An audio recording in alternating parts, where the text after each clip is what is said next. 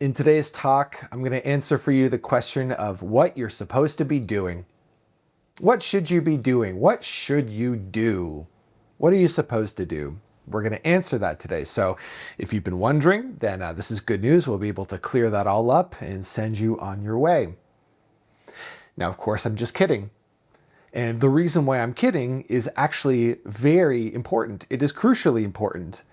You may or may not be aware that there is no such thing as what you are supposed to do, despite, granted, how it often feels that way. It really, really, truly feels a lot of the time like there's this answer that does exist. What am I supposed to be doing? What should I do in this decision? Or put differently, maybe, what's the right thing for me to do? And how do I avoid doing the wrong thing? These things don't exist in reality. There is no coherent answer to the question of what you're supposed to be doing. The reason for this is that the question itself is wrong. It itself is a false question. And whenever you attempt to answer a false question, you get a false answer despite what the answer is. It doesn't matter what answer you get. It's going to be the wrong one because the problem is on the level of the question. Worse still is that you are unaware of the power and the authority and the sovereignty that is yours by right that you give away by asking these questions. Just by holding these questions in your mind and by attempting to answer them, you give these things away: power, authority, and sovereignty. And then as a result of giving them away, you become like an NPC in your own life. NPC means non-playable character. This is gaming terminology. Another way of thinking about it is that you cease to be the protagonist in your life and you become a secondary player in your own life. How lame is that? It's lame because it's clear to you, if not consciously, then subconsciously, that this is not what you came in this life to do. You didn't come into this world to be a secondary player, to give away your power, authority, and sovereignty, and to just be guessing at what you're supposed to do instead of insourcing your decision making.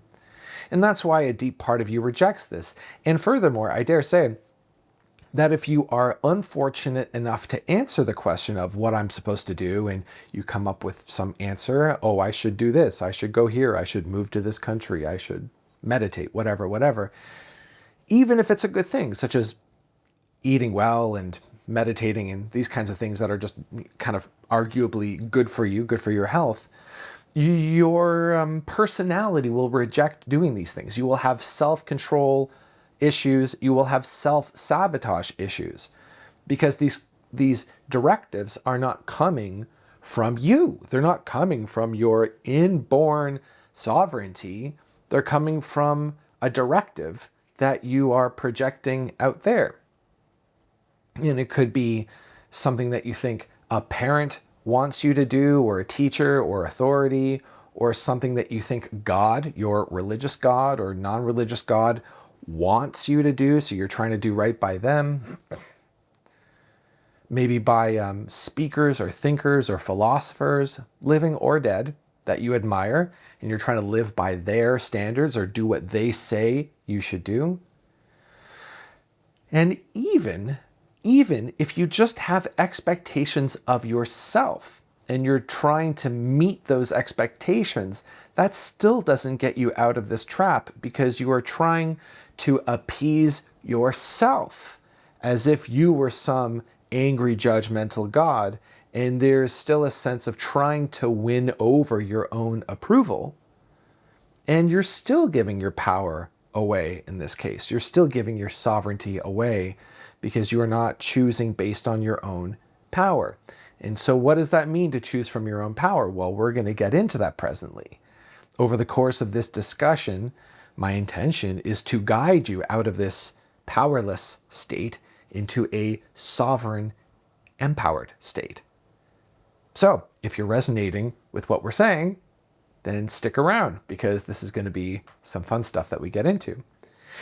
If, however, this is our first time meeting, it is lovely to meet you. My name is Brent. I am a coach. I coach people on productivity and self-actualization. And broadly, this means that I guide people out of disempowerment into empowerment, aka what we're doing right here, right now. Furthermore, out of chaos and into control, and out of friction and into flow. And I have a private one-on-one coaching practice where I guide individuals to enact these results.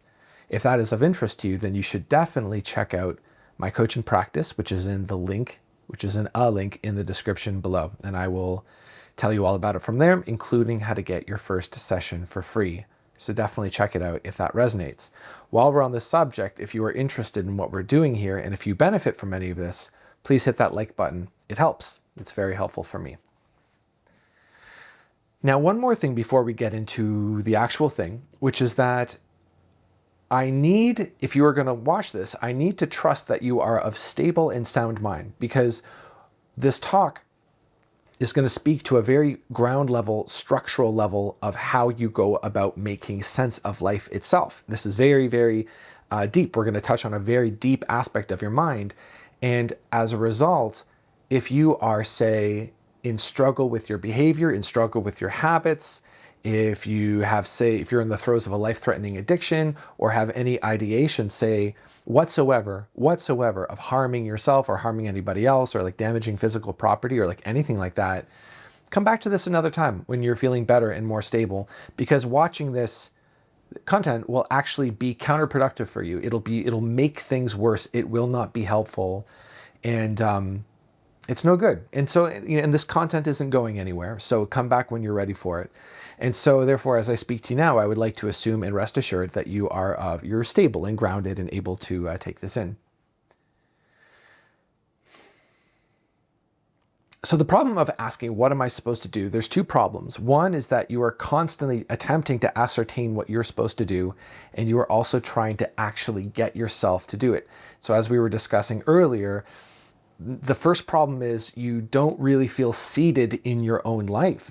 You're trying to guess, you're trying to read the tea leaves, you're trying to figure out your path forward or how to make a decision.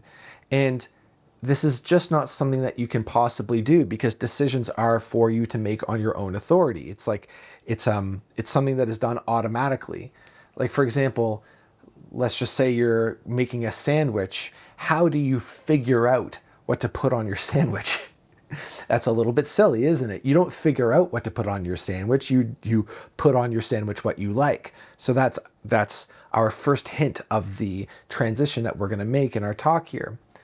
And then of course, the second part is that even if you ascertain what you're supposed to do, I should do this, A, B, and C, then you have to get yourself to do it. But as a result of getting yourself to do something, and listen to that languaging there, getting yourself to do something, it attempts in itself, it conjures up this image of you forcing yourself to do something, or persuading or tricking yourself into doing something that you don't otherwise want to do. And so there's conflict in there. There's force against force. And this is the kind of situation where you get a quick win, but it just doesn't last very long, because there's no permanent win when you're against yourself, right? This is common knowledge. This kind of thinking comes very innocently from a time when we were living under our parents' rule, because as children, our parents would tell us what to do, and we would get in trouble if we didn't. The consequences would be there if we didn't. And they would also tell us what is right and what is wrong and kind of how to live our lives. And there was a sense of security in that. And that sense of security is very important for our conversation. So take a minute to feel the comfort that comes from having somebody that knows more than you, is wiser than you, to basically tell you what reality is, what life is, what you're here to do, what's right, what's wrong, what decisions to make. Imagine actually having an authority that you could trust to tell you these things. There would be a sense of comfort in that. And imagine just being able to give yourself over to it. You don't have to think about anything. You don't have to worry about anything. You don't have to make any of your own decisions. You don't have to take on any responsibility. This comfort is very seductive. And we call this type of comfort immaturity. Using the word immaturity is not meant to be pejorative or judgmental. It's just simply the state of what it means to be a child. I mean, maybe there's a few other things, but really, really, primarily, being a child means that adults tell you what's what, and you just kind of go along with it. In exchange, you get that security that comes with it.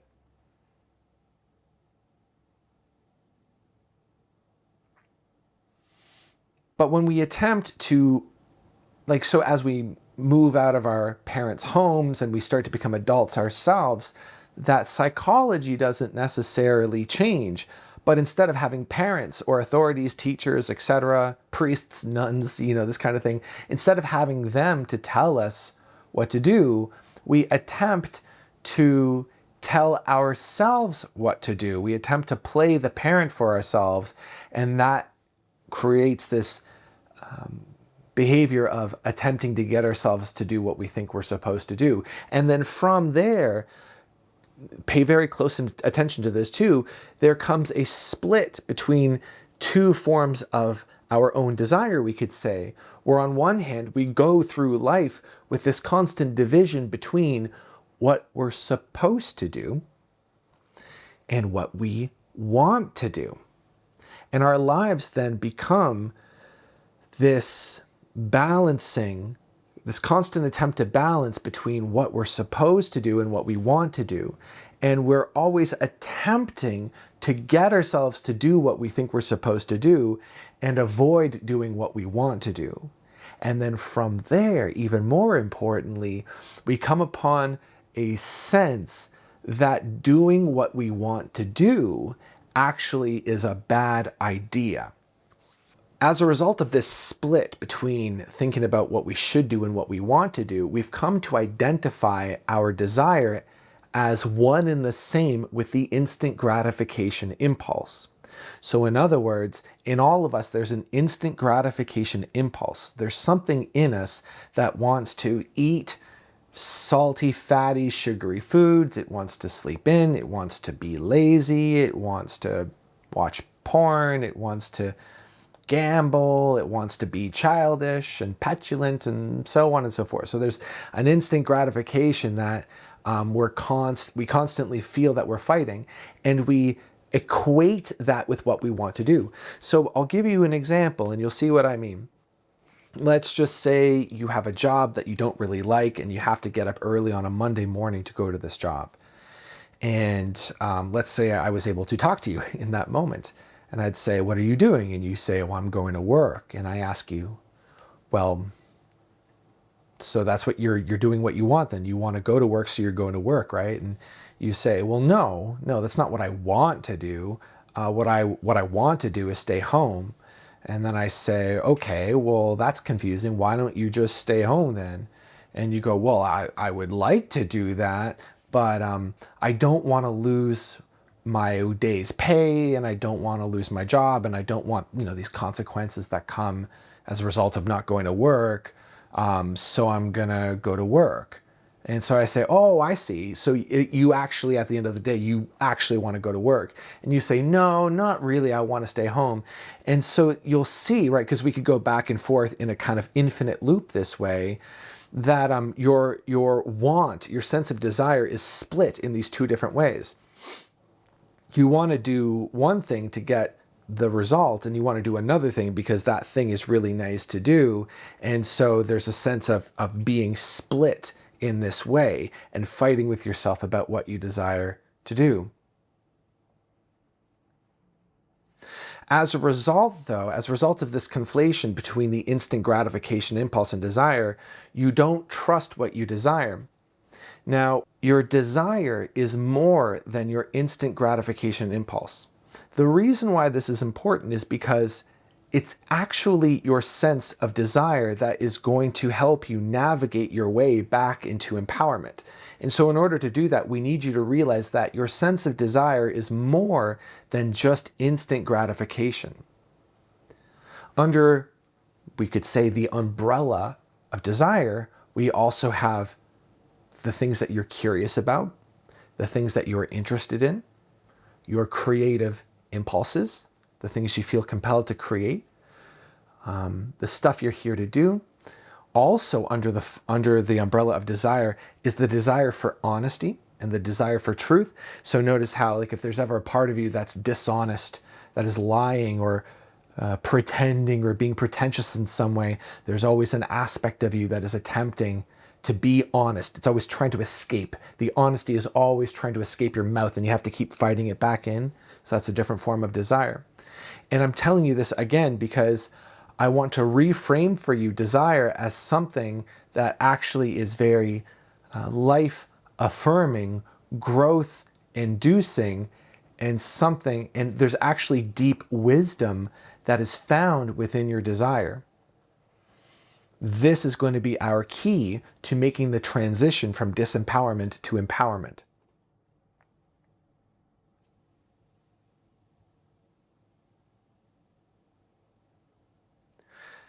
So with all this said, we can now make the transition. Here we go. It's a two-step process. I'm going to tell you the process and I'm going to explain it to you.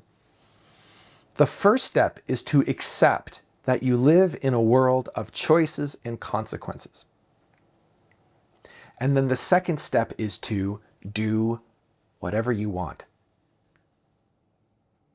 So one more time, and then I'll explain it.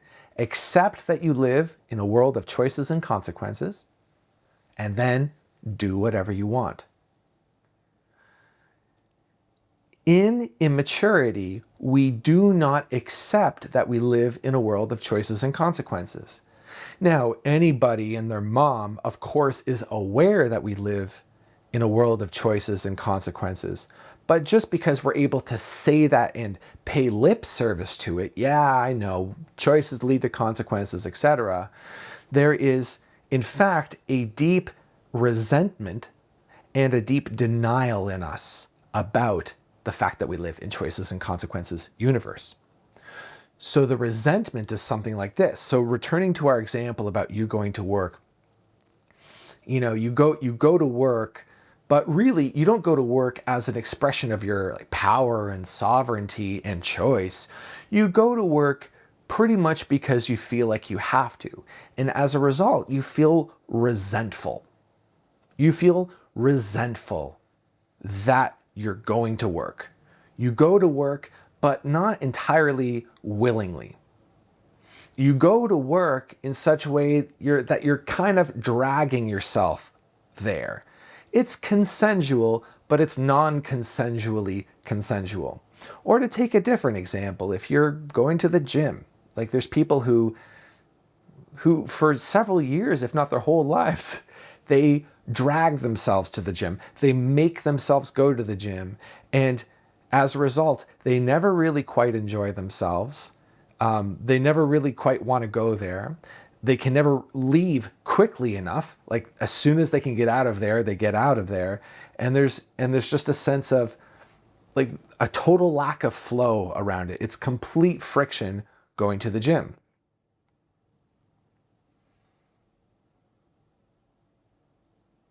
So that's the resentment that comes from living in a world of choices and consequences. Now, these very same people, when they're done at the gym or done at work, they'll leave and they'll go, oh, well, I'm glad I did it.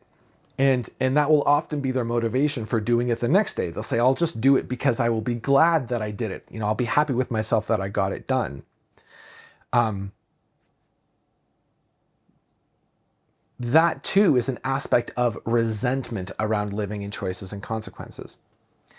Now, the other form of immaturity is denial. So we had resentment and now we have denial. And denial is just to be in denial about the fact we live in choices and consequences. So you see this in the form of somebody saying, well, it's okay if I smoke this one cigarette. I'll smoke this one cigarette, but, I'm going to stop in a week. And if I stop in a week, still plenty of time for my lungs to heal and my body will heal and everything will be okay. So I can eat this slice of cake, but then I can also have the whole cake. That's the denial.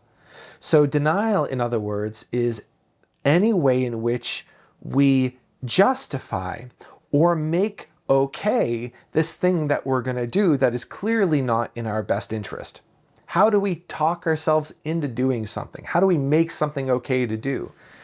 You have to, I mean, this is such a hotbed of denial, of tomfoolery, of pulling wool over our eyes, right? It's such a hotbed of internal corruption that in order to see it, it will not be possible unless you work with a coach such as yourself or a counselor or a therapist, or in the absence of working with a professional, what you'd have to rely on is absolutely searing, cutting honesty. Just a dogged commitment to honesty. And then you'll be able to see it yourself. Do not make the assumption that you can just see your own denial, because the denial is the survival mechanism, and it knows how to use your creativity to obscure itself from your vision. So this is something to be aware of. Denial is very tough to see. Resentment is a little easier to see. So these two things in combination, resentment and denial of the fact that we live in a choices and consequences universe, keeps us locked in immaturity. And then as a result of being locked in immaturity, we stay in disempowerment, we stay in self-sabotage, and we cannot seem to make progress with the important things that we're trying to make progress in. You get that effect of running into cyclical problems wherever they show up.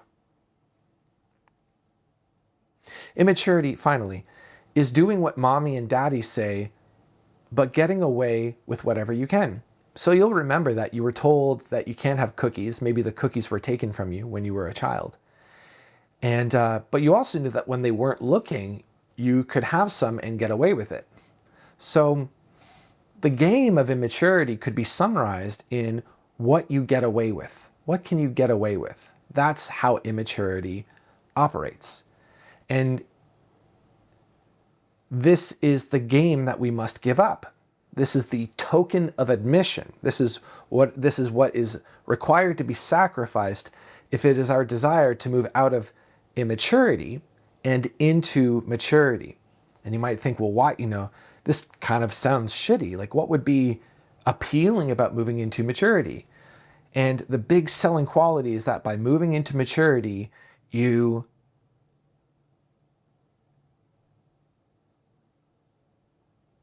become congruent with yourself. You come into alignment with yourself. I talk about power a lot in this channel, and it's not always clear what I'm talking about because even the definition kind of changes. But to just really draw a picture here, power, alignment, sovereignty. Like when I talk about these things, I talk about you existing as yourself in this moment, completely self-assured, in a place of deep knowing, aka I know what I am, I know who I am, I know what I'm here to do, I know what I'm doing, I know. Trust, deep trust in yourself, trust in your ability, trust in your wisdom, trust in your own creativity, your resourcefulness. Standing on your own 2 feet as a sovereign individual. And that also means knowing that no matter what comes at you, you're going to be goddamn ready for it. You're ready. There's by definition that there's nothing that could come. There's nothing that could arrive in your now moment that's larger than you. You become a beacon of authority. You become a beacon of self-assuredness. Let's talk about charm and charisma and all these things. Like, think about anybody whose charm or charisma you've been taken by. These are people who have found their power and just sit in it and don't fucking leave it. They never leave their power. So hopefully that's a persuasive sale for you to sell your stock in immaturity and to purchase maturity. Oh, I didn't finish the thing. So again, the transitions. We're talking about the transition. So accepting that you live in a world of choices and consequences. So coming out of resentment and denials, that's number 1. And then number 2 is, with that done, do whatever you want.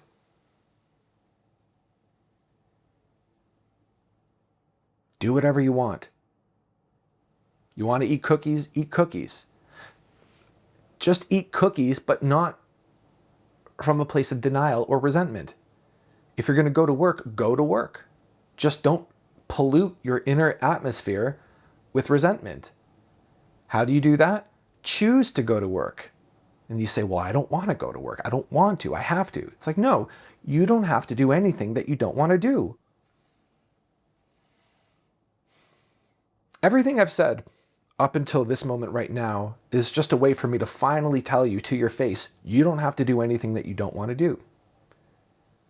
So stop telling yourself that you have to do something, that you have to do anything. You don't. If you don't want to do it, don't do it. At the same time, and this is not to negate what I just told you, you're in a choices and consequences universe. So choose accordingly. So for example, if you have a house plant, you don't have to care for that house plant if you don't want to. You really don't. But if you don't, it's going to die. So if you're if that's what you want, or if that's a reality you're willing to accept, then act accordingly. And so when it comes to things like having responsibilities, see, sometimes this message, which is a very powerful but very delicate one, can be misconstrued as me saying, if you don't want to take care of your responsibilities, don't take care of them, and then allow the things that you're supposed to be responsible for, allow them to fall by the wayside. That's not what I'm saying. What I'm saying is, if you don't care for them, they will fall by the wayside. So get rid of the denial around it. At the same time, you don't have to take care of the responsibilities if you don't want to. So get rid of the resentment. And now you're left with a clean decision.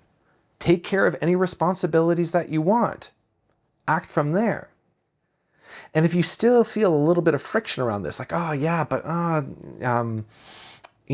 think if I just did whatever I want, I would just give myself over to my instant gratification impulse and I'd give away all of my responsibilities.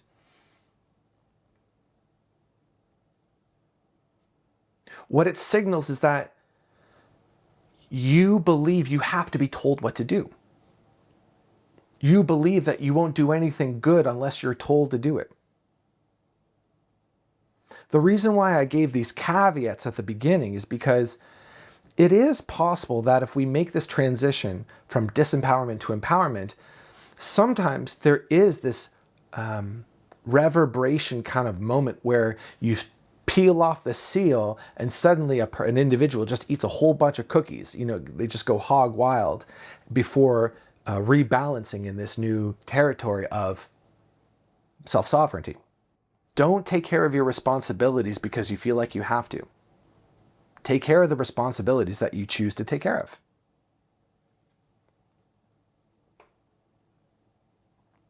So as a result of fully accepting that we live in a choices and consequences universe, do whatever you want, that's congruence. Understand deeply that choices have consequences, and then do whatever you want. This is the basis of motivation. So what we're doing here, what we are establishing here, is the basis of motivation. I used to post on Reddit all the time, daily. And I'd rack up thousands of posts over the years on subreddits such as r/getdisciplined, r/motivation, r/productivity. And I would post there because I myself was attempting to work out how to be motivated, because I had this ADHD thing going on and I had a hard time being consistent and following through and getting everything done and not getting distracted, like classic problems. And I really wanted to get them done. So I entered into this years-long study of how to be consistently motivated. And what I discovered as a result is that it's not about getting yourself to do something. It's for you to see very deeply that if you don't do it, it won't get done. Like an example that I came to a lot was a lot of young men, such as myself, especially at the time, we were trying to get ourselves to get up early enough on, say, a weekend so we could have a good, productive day. Okay, fine. But many times we wouldn't because we'd end up sleeping in because we didn't have the requisite self-discipline. However, I would notice that if I had a flight to catch early that day, and it didn't matter how early it was, let's just say I had to get out of the bed by like 5 a.m. or something in order to be on time for the flight that morning, of course I'd be up. I would set up all the alarms that I needed to, and I'd like maybe ask Jessica to set up an alarm too. Like we would just do everything that was required to get up on time. And then we'd of course get up on time. There was no no denial about it whatsoever. And so the reason why we would sleep in on any other regular day was because we really felt like there was, like, I can sleep in now. Like when the moment came, when my alarm went off at 5 a.m., I think, okay, I can sleep in now and it will be okay. It is okay if I sleep in now. That's what I would say to myself. That's the denial. So if you want motivation, remove the denial. And what does the removing denial look like? It means if you sleep in, then that will be another day wasted. And you have a finite number of days and your life is passing by. And if you have things that you want to get done before you die, you better get going. Otherwise, it may not get done. And the possibility of you not getting this important stuff done is real. It is a real possibility if you don't do it. That's getting rid of denial. And for a lot of people, it's like, oh, it feels like pressure. Oh, the pressure's on. And for those of us in an immature mindset, like the pressure's too much and then we just collapse and we talk ourselves out of it and then we go back to sleep. But for those of us who are ready to step into maturity, then that pressure becomes enlivening, invigorating. It's like, it's scary if you do it the right way. It feels scary and uncertain, like, oh no, I don't know if I can do this. But it wakes you up and it makes you feel really alive because now you're actually doing the thing. So understanding that you live in choices and consequences universe is the basis of motivation. It's the basis of habit control, and it's the basis of inner alignment. If you enjoyed this, please hit the like button. Consider becoming a subscriber so we can do this more regularly. And I'm excited to announce to you, I have launched a new brand, a new website. It's called Expand Integrate. And this one, whereas this channel, this YouTube channel, is a focus on the various different aspects of self-actualization, Expand Integrate is focused much more directly on productivity and moving from chaos into control, disempowerment into empowerment, and the third thing. The third one that I said earlier. So check that out if you're interested. I have a brand new PDF primer book that teaches you how to do exactly this and teaches the Expand Integrate methodology and philosophy. And that is all for now. Thank you very much for watching. I'll catch you later.